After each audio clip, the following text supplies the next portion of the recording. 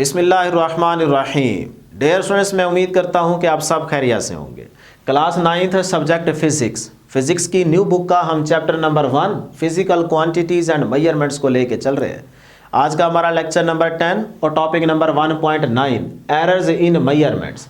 याद रहे ये टॉपिक शॉर्ट और एमसीक्यूज़ के पॉइंट ऑफ व्यू से बहुत ज़्यादा इंपॉर्टेंट है। इस टॉपिक से एमसीक्यू या फिर शॉर्ट पक्का आपके पेपर में आएगा, तो इसीलिए आप तमाम स्टूडेंट्स इस टॉपिक को अच्छे से तैयार करेंगे। अगर सिर्फ इसको देख लेंगे, नोट कर लेंगे, ये सोच कर के एंड पे रट्टा लगा लेंगे, तो ये टॉपिक आपको कभी भी तैयार नहीं होगा, क्योंकि ये इतना आसान टॉपिक नहीं है। लेकिन हम आपके लिए इस टॉपिक को आसान बनाएंगे। बस शर्त यह है कि आप वीडियो लास्ट तक देखें, मेरी बातें गौर से सुने, समझें और चीज़ें साथ साथ नोट करते जाएं। इंशाल्लाह भी बैठे बैठे आप तमाम स्टूडेंट्स को ये टॉपिक 100% अच्छे तरीके से तैयार हो जाएगा, ये मेरी गारंटी है। तो जल्दी से वीडियो को लाइक कर लें, चैनल को ज़रूर सब्सक्राइब कर लें, प्यार मोहब्बत दिखाएं। स्टार्ट करते हैं। डियर स्टूडेंट्स, यहाँ पे एरर की डेफिनेशन करने से पहले ज़रा टॉपिक के नाम पे गौर कीजिएगा। एरर्स इन मेजरमेंट्स, कि जो मेजरमेंट्स के दौरान मिस्टेक्स होंगी, एरर्स आएंगे, उनको हम डिस्कस करने जा रहे हैं। वो किस टाइप के एरर्स होंगे यहाँ पे भी आपको बताएंगे, क्योंकि जो मर्जी आप काम करें ना, वहाँ पे मिस्टेक्स होने के चांसेस तो हैं, एरर्स तो आ सकते हैं, लेकिन कुछ मिस्टेक्स एरर्स इग्नोर की जाती है, कुछ नहीं कर पाते। इवन कि आप फिजिक्स पढ़ रहे हैं विदाउट एरर, तो इसका मतलब होगा कि आप फिजिक्स नहीं पढ़ रहे। एरर हर जगह मौजूद है।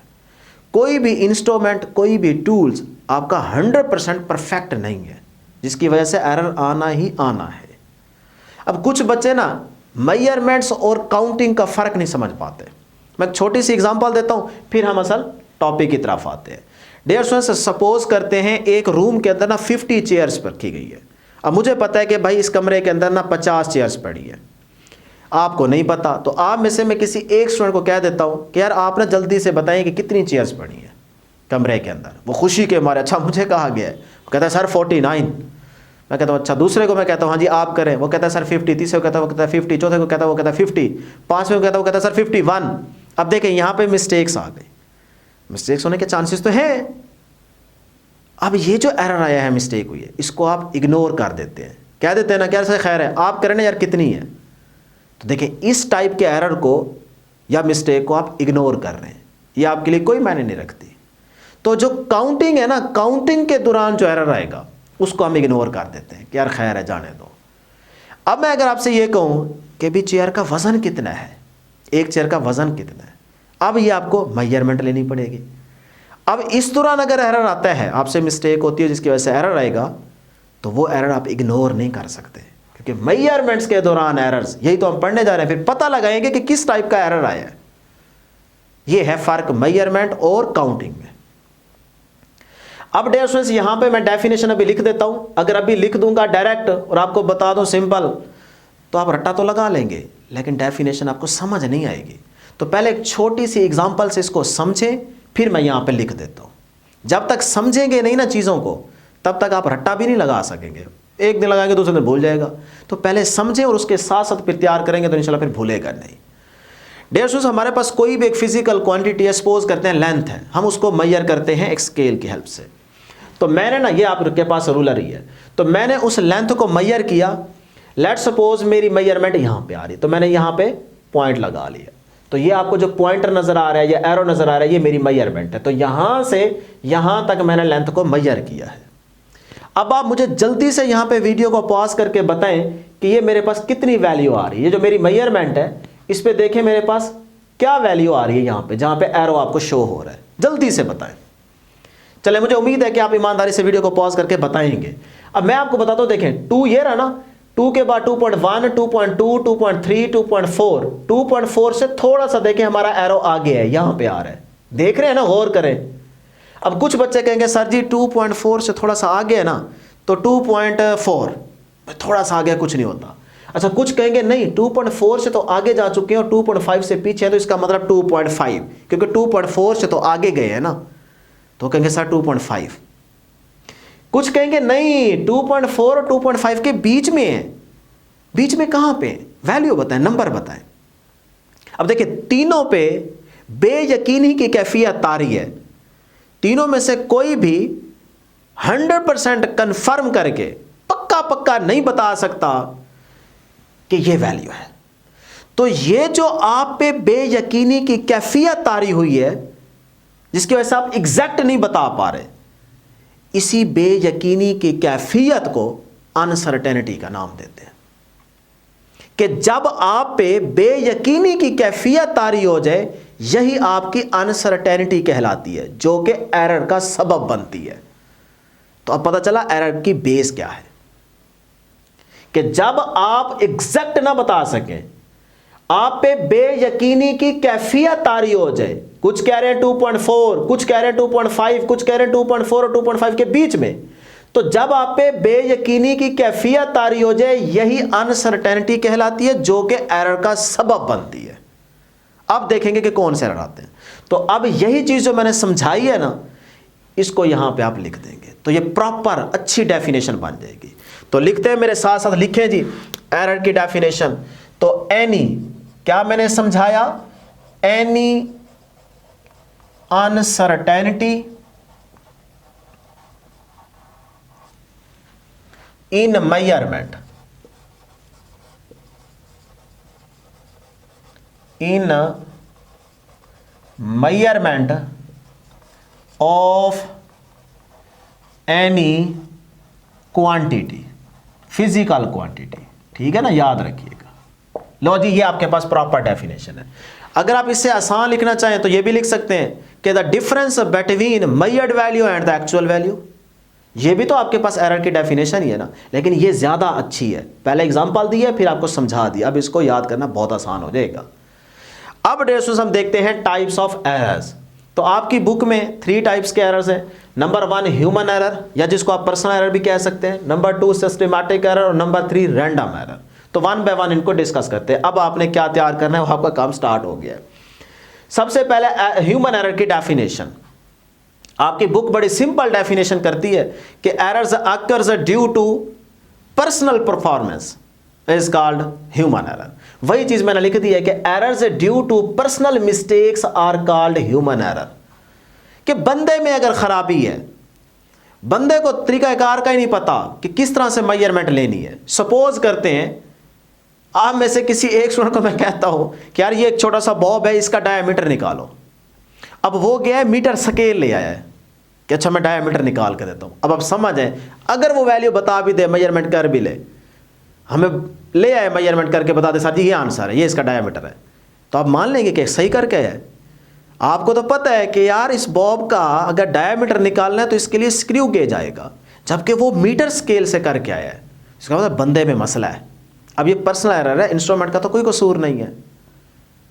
हाँ, इस एरर को आप रिड्यूस कर सकते हैं कि बंदा हटाएं, दूसरा बंदा लें जिसको तरीकाकार आता है, जिसको पता है कि किस तरह से मेजरमेंट लेनी है।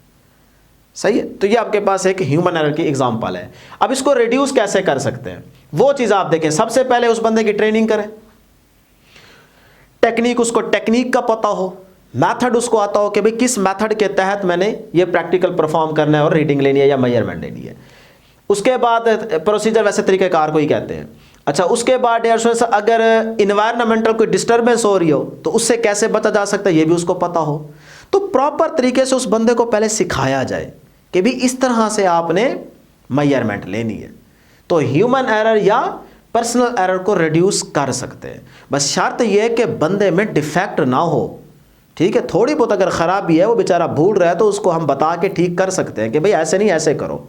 लेकिन अगर उसमें कुदरती तौर पे मसला है, फिर हम जितना बताएं उस पर तो कोई फर्क नहीं पड़ेगा ना, तो फिर उसको कंपनी ही ठीक कर सकती है, ऊपर जाएगा तो ठीक होगा। सही है। तो बस शर्त यह है कि बंदे में डिफेक्ट ना हो, बाकी पर्सनल एरर को आप रिड्यूस कर सकते हैं। तो ये आप चीज तैयार कर लेंगे। अब चलते हैं डियर स्टूडेंट्स यहाँ पे सिस्टमैटिक एरर और रैंडम एरर की तरफ। यहाँ पे आपने सिर्फ इन चीजों को डिस्कस करना है, पहले डेफिनेशन, फिर कॉज के पर्सनल एरर या सिस्टमैटिक एरर या रैंडम एरर की वजह क्या है, फिर उसको कैसे रिड्यूस किया जा सकता है, तीसरा पॉइंट देखेंगे, और फिर लास्ट में हम एग्जांपल देखेंगे। टॉपिक खत्म हो जाएगा।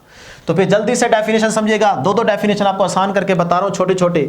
सबसे पहले सिस्टमैटिक एरर की definition, influence in the reading equally. अब इसका तर्जुमा नहीं कर लेना, इसको जरा समझ लें कि क्या लिखा हुआ है।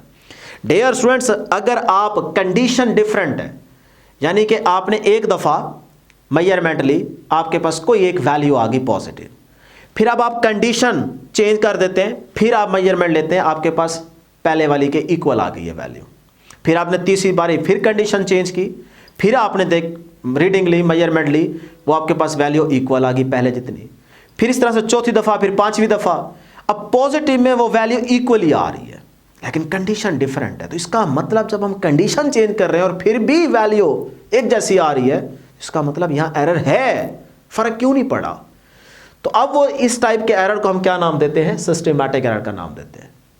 इस डेफिनेशन में जो इंपॉर्टेंट बात की जा रही है वो ये कर रहा है कि भाई जो वो डिफरेंट कंडीशंस में वैल्यू सेम आ रही है वो या तो पॉजिटिव ही होगी या फिर सारी नेगेटिव होगी। ऐसा नहीं हो सकता कि 5 में से 2 वैल्यूज पॉजिटिव आ जाए और 3 नेगेटिव आ जाए।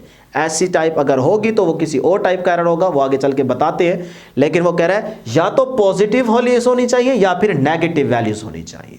तो डिफरेंट कंडीशंस में अगर वैल्यू इक्वल आ रही है तो इस टाइप के एरर को आप सिस्टमैटिक एरर का नाम देते हैं। क्लियर? तो चाहे ये डेफिनेशन लिखें चाहे ये लिखें।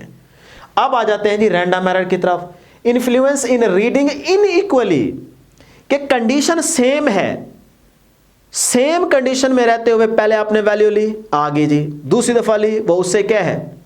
डिफरेंट, तीसरी दफा ली सेम कंडीशन पे रहते हुए वैल्यू डिफरेंट, चौथी दफा ली फिर डिफरेंट, पांचवी दफा ली कोई और आ गई। अब ये जो वैल्यूज आएंगी, मेजरमेंट होगी, ये दोनों तरह की हो सकती हैं, यानी कि 5 में से हो सकता है 2 पॉजिटिव हो, 3 नेगेटिव में आ जाए। तो अब आप समझ जाएंगे कि इस टाइप के एरर को हम नाम देते हैं रैंडम एरर। तो सेम कंडीशन में रहते हुए हर बारी अगर आपकी वैल्यू डिफरेंट आ रही है, उसमें पॉजिटिव भी है नेगेटिव भी है, तो इस टाइप के एरर को आप रैंडम एरर का नाम देते हैं। क्लियर? डेफिनेशन क्लियर है? अब आगे चलते हैं। भाई सिस्टमैटिक एरर क्यों आता है, वजह क्या है? तो वजह में आप बता सकते हैं जीरो एरर है, पुअर कैलिब्रेशन है, पर्सनल एरर है ऑफ द ऑब्जर्वर, कि जो बंदा आपने खड़ा किया उसको ठीक नहीं देख पा रहा, तो उसकी वजह से भी तो एरर आ सकता है ना। वो पर्सनल में भी जाएगा और इसमें भी आप बता सकते हैं, ये भी उसकी कॉज हो सकती है। इसी तरह जीरो एरर ये बेस्ट है। पुअर कैलिब्रेशन ये भी सिस्टमैटिक एरर होगा। बहुत पुराना ऑपरेटर्स आपके पास पड़ा था, उसको उठा के लेके आप आ गए हैं, तो फिर तो खराबी आएगी ना, एरर तो आएगा। तो जब जो भी एरर आएगा फिर उसको सिस्टमैटिक एरर का नाम देंगे, ठीक है, पुअर कैलिब्रेशन की वजह से। अब जीरो एरर, इसको भी समझ लेते हैं। सपोज करें आपने वर्नियर कैलिपर लिया, उसके दोनों जॉज जैसे ही मिलाए, अब वो वर्नियर स्केल का जो जीरो है वो मेन स्केल के जीरो के बराबर ही नहीं आ रहा। तो मेजरमेंट लेने से पहले ही अगर वो 0 0 से कोइंसाइड ही नहीं कर पा रही लाइन, तो इसका मतलब उसके अंदर एरर है, तो जीरो एरर है। तो ये आपके पास सिस्टमैटिक एरर की वजह है। इसी तरह अगर आप रैंडम एरर की कॉज देखेंगे, ये आपसे एमसीक्यू और शॉर्ट में पूछ सकता है, या याद रखना है सारे एमसीक्यूज हैं। तो रैंडम एरर का तो कोई पता ही नहीं चलता, तो यहां पे याद रख लें अननोन। बाद में हम पता लगाते हैं कि भाई किस वजह से है, लेकिन अभी फिलहाल आप याद रखेंगे कि भाई रैंडम एरर का कोई पता नहीं चलता किस वजह से है। आगे है जी, अब सिस्टमैटिक एरर को आप रिड्यूस कैसे कर सकते हैं। मैं बड़ा आसान करके बता रहा हूं ताकि यही चीजें बस आप तैयार कर लें। क्लास 9th का पेपर है ना आपका, फिजिक्स है सब्जेक्ट, तो इसीलिए बस वही चीजें बता रहा हूं जो पेपर के पॉइंट ऑफ व्यू से इंपॉर्टेंट है, इनको आप तैयार कर लें। तो सिस्टमैटिक एरर को कैसे रिड्यूस करेंगे? Compared with the standard instrument, जो आपका स्टैंडर्ड इंस्ट्रूमेंट है ना, उससे आप अपने इंस्ट्रूमेंट को पहले कंपेयर करें कि भी हाँ उसी तरह का है कि नहीं है। इंशाल्लाह फिर आपका सिस्टमैटिक एरर रिड्यूस हो जाएगा। अच्छा, रैंडम एरर को कैसे रिड्यूस कर सकते हैं? Taking several readings average mean, यानी कि बार बार आप रीडिंग लें फिर उसका मीन निकालें, तो इस तरह से आपका रैंडम एरर रिड्यूस हो जाएगा। अच्छी ज़्यादा वैल्यूज लेना, 7-8 दफ़ा ले लें फिर उसका मीन निकालें, तो फिर आपका अच्छा खासा एरर रिड्यूस हो जाता है। अब है जी एग्जाम्पल, सिस्टमैटिक एरर में एग्जाम्पल क्या देंगे? वैसे तो बहुत सारे सिस्टमैटिक एरर के सोर्स बताए जा सकते हैं, लेकिन मैं यहाँ पे जीरो एरर का सोर्स आपको बता रहा हूँ। तो zero errors occurs if reading on an instrument is not zero even when it is not used to make any measurement. वो कहता है अभी आपने मेजरमेंट नहीं ली, उससे पहले जैसे मैंने अभी एग्जांपल दी है, स्क्रू गॉज है या आपके पास वर्नियर कैलिपर है, उसके जैसे दोनों जॉज आपने मिलाए, उससे पहले आपने देखा कि भाई वो जो वर्नियर का स्केल का जीरो है और मेन स्केल का जीरो है वो आपस में कोइंसाइड ही नहीं कर रही लाइन, वो आगे पीछे है, तो इसका मतलब उसमें जीरो एरर है। यही इसकी एग्जांपल है सिस्टमैटिक एरर की, कि अभी मेजरमेंट लेने से पहले ही उस इंस्ट्रूमेंट के अंदर मसला आ रहा है, उसके अंदर जीरो एरर है। तो इसी तरह आप ये भी कह सकते हैं कि the hand of the a particular stopwatch does not point to 0 but to 0.2 second when it has been reset। कहता है जैसे आप सिंपल पेंडुलम का प्रैक्टिकल परफॉर्म करेंगे, अभी आपने बॉब को छोड़ा ही नहीं, अभी अपने से छोड़ने लगे आप, जब स्टॉप वॉच को आपने रीसेट किया तो देखा उसमें 0 नहीं शो हो रहा बल्कि 0.2 हो रहा है। तो अब इसका मतलब वो तो स्टार्ट होगी 0.2 से, आगे स्टार्ट होगी, तो 0 से 0.2 तक का जो वक्फा है, गैप है, ये तो आपके पास एरर है फिर। तो इस तरह से वो कहता है कि अब ये जो इंस्ट्रूमेंट के अंदर 0 एरर आ रहा है, इसकी वजह से आपके पास सिस्टमैटिक एरर आ जाता है। तो ये उसकी एग्जांपल है, ये आप दे देंगे, ठीक है, अगर 2 नंबर के शॉर्ट क्वेश्चन में आए तो। इसी तरह डियर स्टूडेंट्स, रैंडम एरर की एग्जांपल क्या देंगे? प्रीवियस टॉपिक के अंदर अगर आप सारे लेक्चर्स नोट करते आ रहे हैं तो आपको पता होगा मैं आपको पढ़ा क्या रहा हूं, पैरालक्स एरर। तो ये जो पैरालक्स एरर है ना, यही रैंडम एरर की एग्जांपल है। फिर से जल्दी से बता देता हूं, डिटेल में नहीं बताऊंगा क्योंकि डिटेल में आपको पूरा टॉपिक पढ़ा चुका हूं पैरालक्स एरर का, और वहां पे मैंने कहा था कि ये आगे रैंडम एरर की एग्जांपल में यूज होगा। तो डियर स्टूडेंट्स, ये आपके पास एक रूलर या कह लें कि स्केल। अब इसके ऊपर ना देखें, ये हमारे पास डिवीजन शो की गई है 1, फिर यहाँ पे 2 और बीच में बाकी सारे 10 डिवीजन आ जाएंगी। अब अगर आपके पास कोई भी मेजरमेंट है, सपोज करें इस पॉइंट पे है, इस डिवीजन पे आ रही है, अपने लेंथ को मेजर किया वो इस पॉइंट पे आ रही है।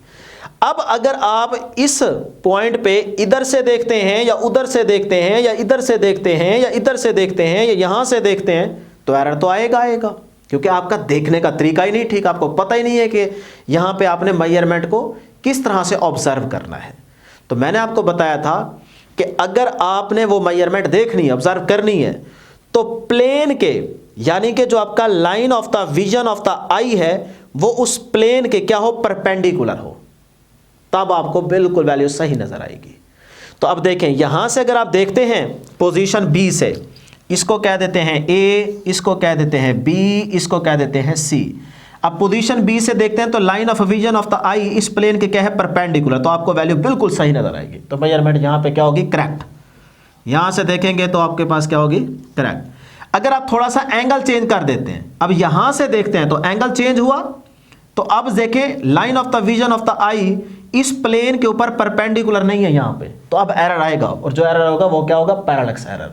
तो यहां पैरालक्स एरर क्या है, 0, यहां पैरालक्स एरर है, जिसको आप रैंडम एरर कह सकते हैं। इसी तरह से अगर आप यहां से देखेंगे तो अब भी एंगल क्या हो गया, चेंज। तो यहां पे देखें line of the vision of the eye उस प्लेन के परपेंडिकुलर नहीं है, तो यहां पे भी एरर आ सकता है और आएगा। तो ये यहां से देखेंगे तब भी इनकरेक्ट, और यहां से देखेंगे तब भी इनकरेक्ट, यहां से करेक्ट।